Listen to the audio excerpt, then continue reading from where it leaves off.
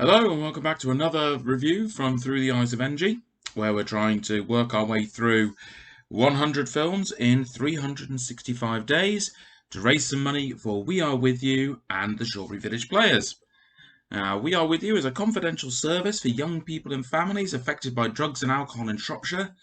Their work includes information, support and advice about drugs and alcohol, one-to-one support, group work, a parent-carer helpline, help to make decisions about lifestyle, links to other services, early intervention, and harm reduction. Now, the Shawbury Village Players, if you've known me for any amount of time, you've probably been aware of the Shawbury Village Players. They are a community theatre group based, unsurprisingly, in Shawbury, where they put on a mixture of murder mysteries, pantomime, Shakespeare, in fact, all of the Shakespeares at one point. Now, if you've struggled with your mental health like I have at times, then you might understand how big an impact it will be if we lost something like the Shawbury Village Players. So please subscribe to the video channel, like the video, share it around, and drop me some sponsorship because we're nearly at 70%. This is amazing. You guys have been so generous, and thank you so much. We're getting really close to our goal now, so just keep firing those reviews at me. Keep donating, and you're going to have to apologise. I'm sorry, I'm going to have to apologise for this video now because there is going to be a bit of background noise because our newest kitten Winter's scrambling around. She's currently gnawing on my foot. Okay, I've put it off long enough. Let's talk about Leprechaun 4 in space, shall we? So, Leprechaun 4 in Space. Released in 1996, it was directed by Brian Trenchard-Smith, written by Mark Jones, and based on characters created by Dennis A. Pratt. It was starring Warwick Davis as the Leprechaun, Brent Jasmer as Books, Jessica Collins as Tina, Guy Sinner as Dr. Mittenhand, Gary Grossman as Harold, and then Rebecca Carlton as Princess Serena. Storyline is our deadly leprechaun is in space to woo a beautiful princess who is impressed with his gold and desires to separate him from it. I mean, once you hear the title, what can you say? Seriously, what the fuck are you expecting when he was hearing me talking about Leprechaun 4 in space? I mean, I'm drawing a complete blank when it comes to how to approach this. I mean, within seconds, and I mean the opening shot, you know exactly what you're in for. The special effects are like watching a Wing Commander cutscene from the early 90s, and I actually called Laura in just at the beginning to show her a minute of the film, and her immediate reaction was, well, this looks like what you're watching Red Dwarf. Now, I've only seen one season of Red Dwarf when Matt, Sam and I were in Aberystwyth, and to get over the fact that all of our girlfriends were away from ABBA on Valentine's Day, we got together and we watched a whole season of Red Dwarf. And I didn't take to it. In fact, I actually hated every minute of it. And, I mean, you can say, when talking about Leprechaun 4, oh, it's the 90s, so of course it looks bad. Or you can just say, oh, this is the fourth film in a cheap horror franchise, and Ben, you love cheap horror franchises, so you should automatically love it. But this came out in 1996 and was the same year as Independence Day. I think not having the money to spend on effects and everything is the only reason this looks so bad. And, you know, I'm sure the makers of the film were high-fiving each other, thinking they were making something really funny, but this is very clearly a 90s film with a horrifically outdated sense of humour, too much gratuitous nudity, and includes lines like, on Dominia, if a member of the royal family shows you her breasts, it's a death sentence. I really don't know what to make of this. I mean, if this is supposed to be a horror film, then for a horror film to work, it's either got to be scary. This isn't. If it's going to go for the horror comedy route, which I think might have been the point, then it needs to be both scary and funny, which this really isn't. And to be a good, so bad it's good slasher film, You can eschew the horror element, I suppose, if you include some really memorable death scenes. And the kills of these films are 90% dull and bloodless. And there's one quite early on, which is an interesting death sequence, and I think it's the second one off the top of my head, which had me sitting back in my seat yelling, "What the fuck?" loudly enough to make the cat jump out. But the rest of them are just dull and lifeless, and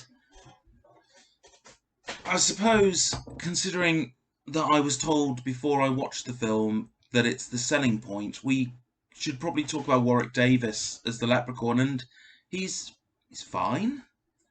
You can tell it's him, and he falls into the same problem trap I find a number of films do.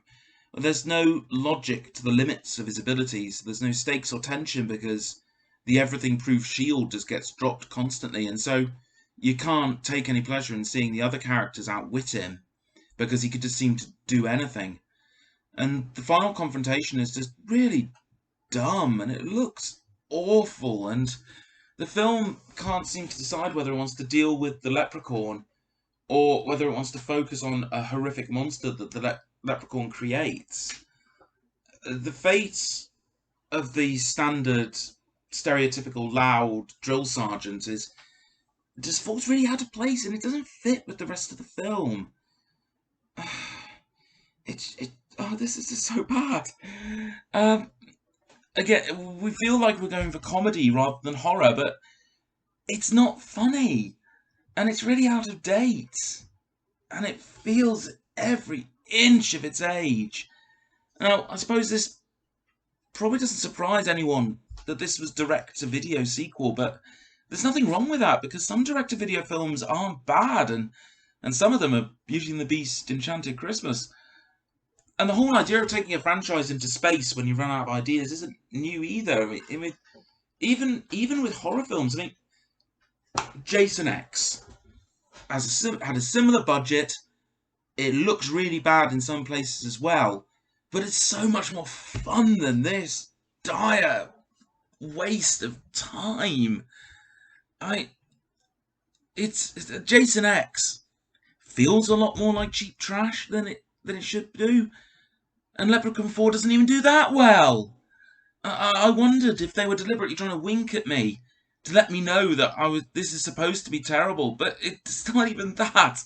It doesn't aim for the shock value that you get from something as low budget as this, and it doesn't even slip into being a camp classic like Flash Gordon was.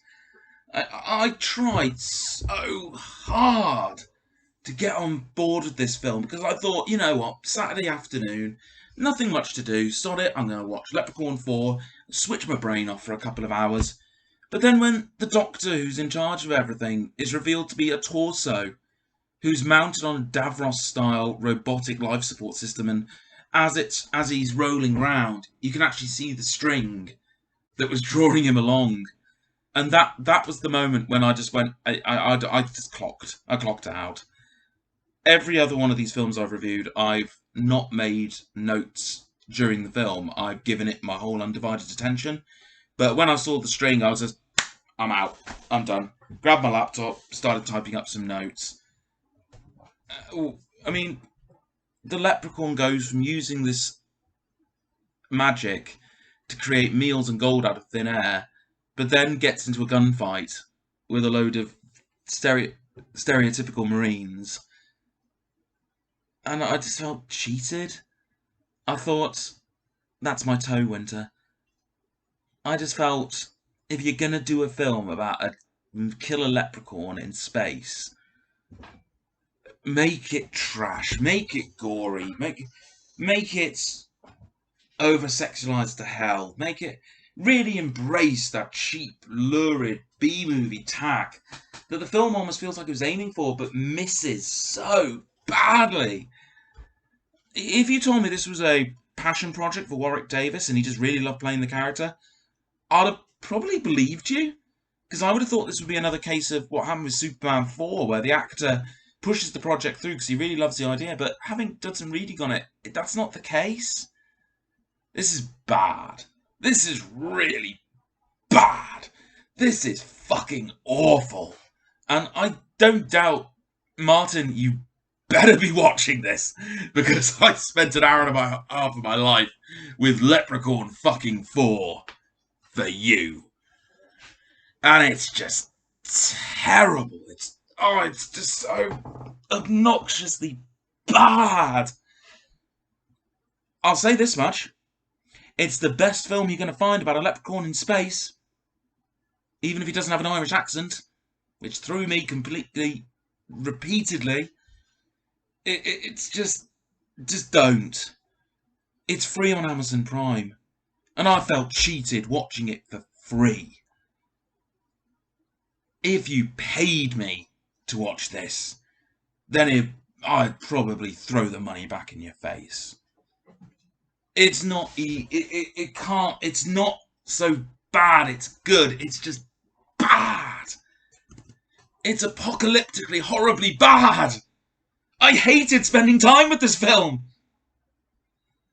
And I like bad films.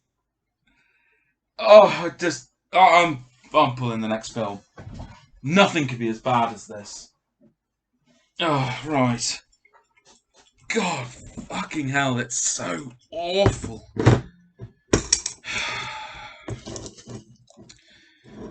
What have we got next? What can we have that's possibly not as... Oh, Jesus Christ. Right. Fair warning. The next one's going to be long. It's going to be really fucking long. Because we've got a lot to unpack here. Because courtesy of Colin, we're doing Batman and Robin.